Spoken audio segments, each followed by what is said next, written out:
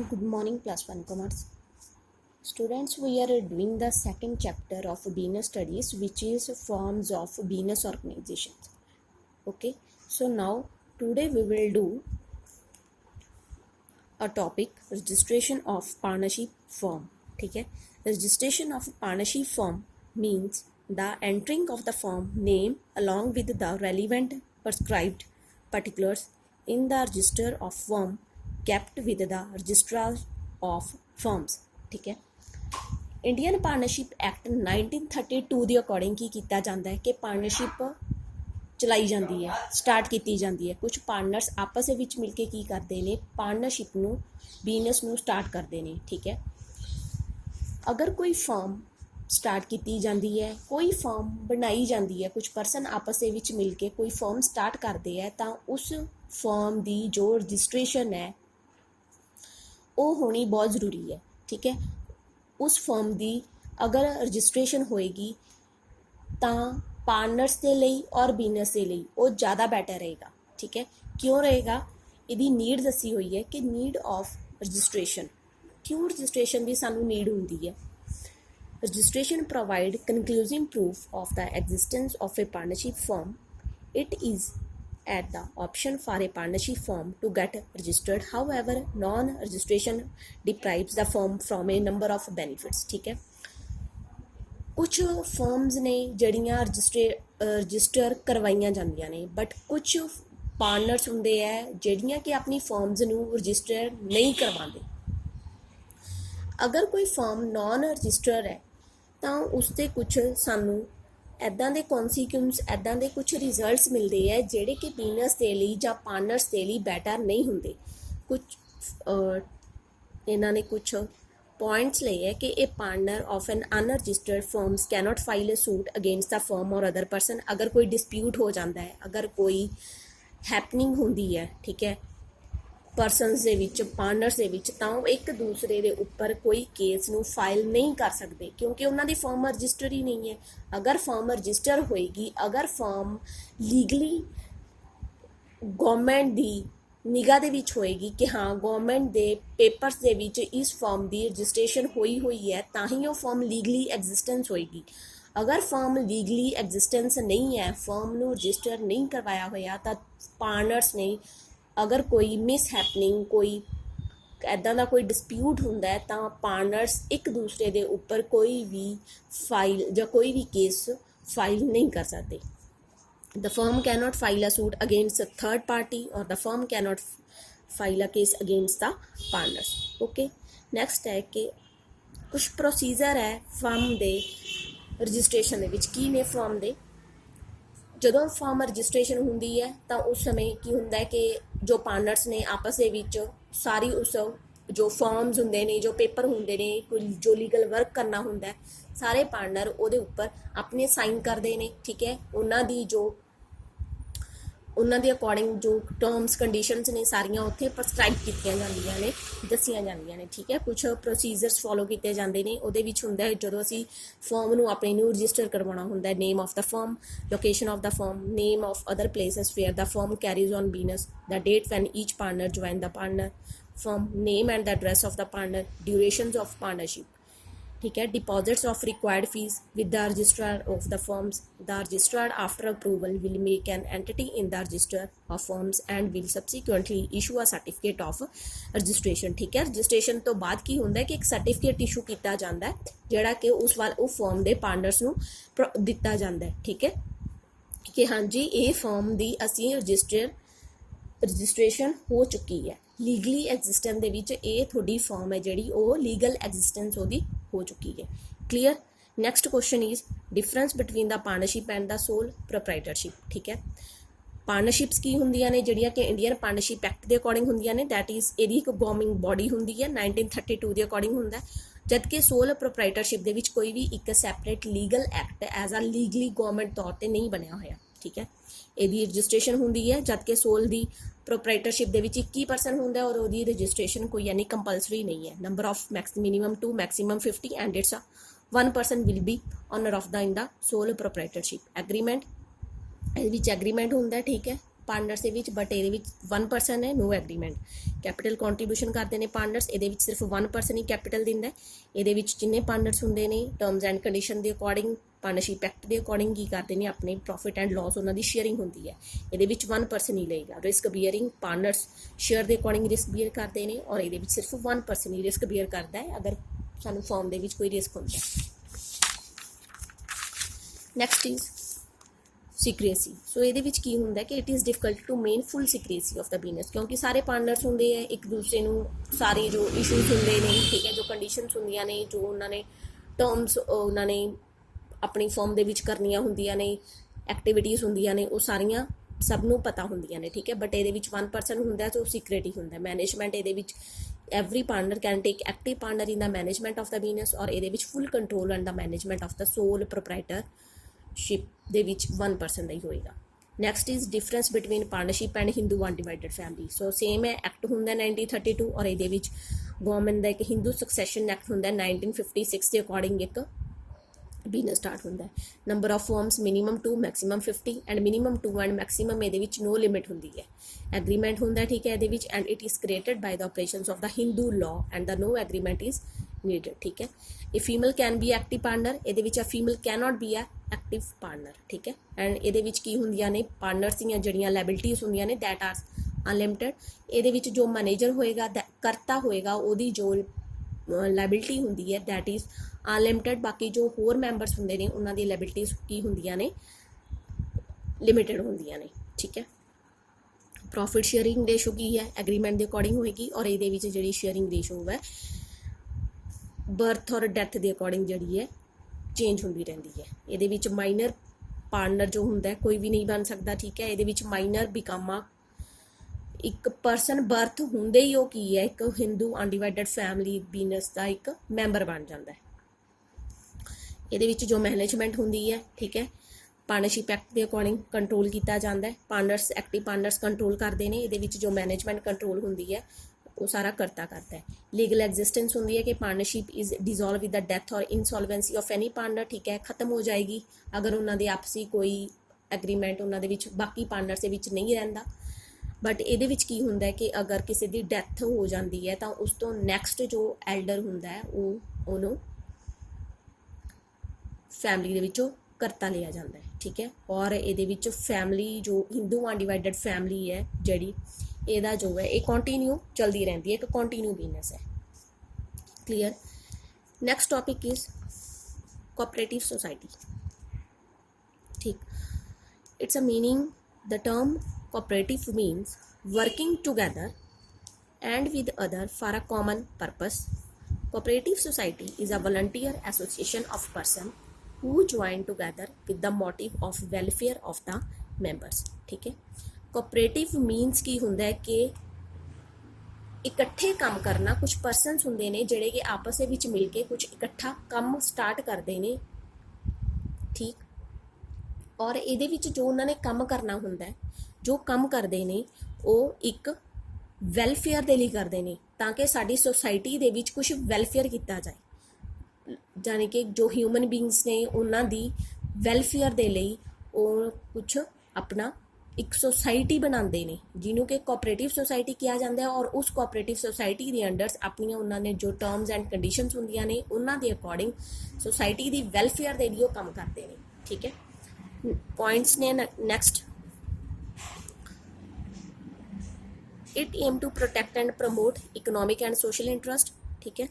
The cooperative society is compulsory required to be registered under the Cooperative Society Act 1912. A minimum of the 10 adult person are required to a form of the cooperative society. Capital is raised from its member through issue of share. 10 adults जो person होंगे वो ਇਹਦੇ ਵਿੱਚ member ਮਿਲ ਕੇ start ਕਰ ਸਕਦੇ ਆ cooperative society, ਠੀਕ ਹੈ। ਔਰ ਉਹ ਆਪਣੀ ਹੀ ਕੈਪੀਟਲ ਲੈ ਕੇ ਆਉਂਦੇ ਹੈ। ਕਿਹਦੀ ਫਾਰਮ ਦੇ ਵਿੱਚ ਲੈ ਕੇ ਆਉਂਦੇ ਹੈ, ਸ਼ੇਅਰਸ ਦੀ ਫਾਰਮ ਦੇ ਵਿੱਚ। ਉਹ ਕੈਪੀਟਲ ਆਪਣੀ ਲਗਾਉਂਦੇ ਆ ਇਹਦੇ ਵਿੱਚ, ਜਿਹਦੇ ਨਾਲ ਮਿਲ ਕੇ ਉਹ ਕੀ ਕਰਦੇ ਨੇ, ਇੱਕ ਜਿਹੜੇ ਮਿਨੀਮਮ ਜਿਹੜੇ ਨੇ 10 ਅਡਲਟਸ ਮੈਂਬਰ ਚਾਹੀਦੇ ਨੇ ਜਿਹੜੇ ਕਿ ਆਪਸ ਦੇ ਵਿੱਚ ਮਿਲ ਕੇ ਇੱਕ ਕੋਆਪਰੇਟਿਵ ਸੋਸਾਇਟੀ ਨੂੰ ਬਣਾ ਸਕਦੇ ਆ। ਔਰ ਉਹ ਰਜਿਸਟਰਡ ਹੋਣੀ ਚਾਹੀਦੀ ਹੈ ਕੋਆਪਰੇਟਿਵ ਸੋਸਾਇਟੀ ਐਕਟ 1912 ਦੇ ਅੰਡਰ। ਕਲੀਅਰ।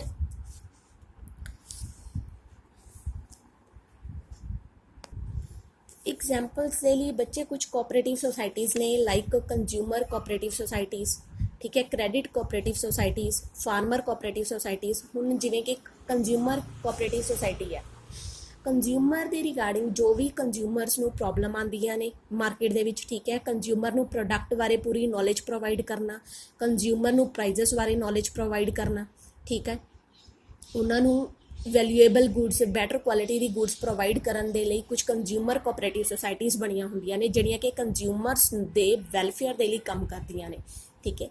ਇੱਦਾਂ ਹੀ ਕੁਝ ਸੋਸਾਇਟੀਜ਼ ਹੁੰਦੀਆਂ ਨੇ ਲਾਈਕ ਕਿ farmer cooperative society. Farmer cooperative societies ਕੀ ਕਰਨਗੀਆਂ ਕਿ ਫਾਰਮਰ ਦੀ ਵੈਲਫੇਅਰ ਦੇ ਲਈ ਕੰਮ ਕਰਨਗੀਆਂ ਕਿ ਫਾਰਮਰਸ ਨੂੰ ਜਿਹੜੇ ਨੇ ਫਰਟੀਲਾਈਜ਼ਰ ਵਗੈਰਾ 'ਚ ਕੋਈ ਪ੍ਰੋਬਲਮ ਨਾ ਆਏ, ਠੀਕ ਹੈ, ਉਹਨਾਂ ਨੂੰ ਜੋ ਉਹਨਾਂ ਨੂੰ ਅਰਨਿੰਗ ਬੈਟਰ ਮਿਲ ਸਕੇ, ਉਹਨਾਂ ਨੂੰ ਕ੍ਰੈਡਿਟ ਹੈ ਜਿਹੜਾ ਗੌਰਮੈਂਟ ਤੋਂ ਆਪਣੀਆਂ ਜਿਹੜੀਆਂ ਉਹਨਾਂ ਨੇ ਕੁਛ ਆਪਣੀ ਫਾਰਮਿੰਗ ਦੇ ਲਈ ਉਹਨਾਂ ਨੂੰ ਬੈਟਰ ਕੁਆਲਿਟੀ ਬੈਂਕ ਤੋਂ ਲੋਨ ਵਗੈਰਾ ਈਜ਼ਲੀ ਮਿਲ ਜਾਏ।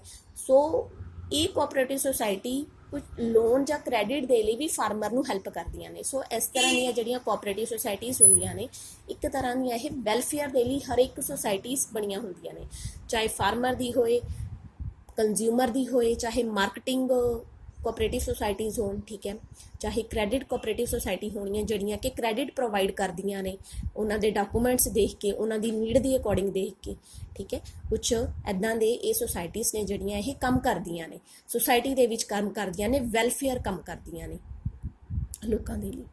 ਨੈਕਸਟ ਕੁਐਸਚਨ ਹੈ features of cooperative society. First is voluntary membership. So voluntary membership ਹੁੰਦੀ ਹੈ, ਇਹ ਨਹੀਂ ਹੈ ਕਿਸੇ ਨੂੰ ਜ਼ਬਰਦਸਤੀ ਕਿਹਾ ਜਾਂਦਾ ਫਰਮ ਦੇ ਵਿੱਚ, ਸੋਸਾਇਟੀ ਦੇ ਵਿੱਚ ਐਂਟਰ ਕਰਨ ਦੇ ਲਈ, ਜਾਂ ਕਿਸੇ ਨੂੰ ਉਸ ਤੋਂ ਲੀਵ ਕਰਨ ਦੇ ਲਈ ਕੋਈ ਪ੍ਰੋਬਲਮ ਹੁੰਦੀ ਹੈ। ਸੋ ਉਹਨਾਂ ਦੀ ਆਪਣੀ ਇੱਛਾ ਹੁੰਦੀ ਹੈ ਜਿਸ ਵੀ ਪਰਸਨ ਨੇ ਇਸ ਸੁਸਾਇਟੀ ਦੇ ਵਿੱਚ ਪਾਰਟੀਸਪੇਟ ਕਰਨਾ ਹੁੰਦਾ ਹੈ, ਠੀਕ ਹੈ, ਲੀਗਲ ਸਟੇਟ ਜਾਂ ਇਹਦਾ ਮੈਂਬਰ ਬਣਨਾ ਹੁੰਦਾ ਹੈ, ਠੀਕ ਹੈ।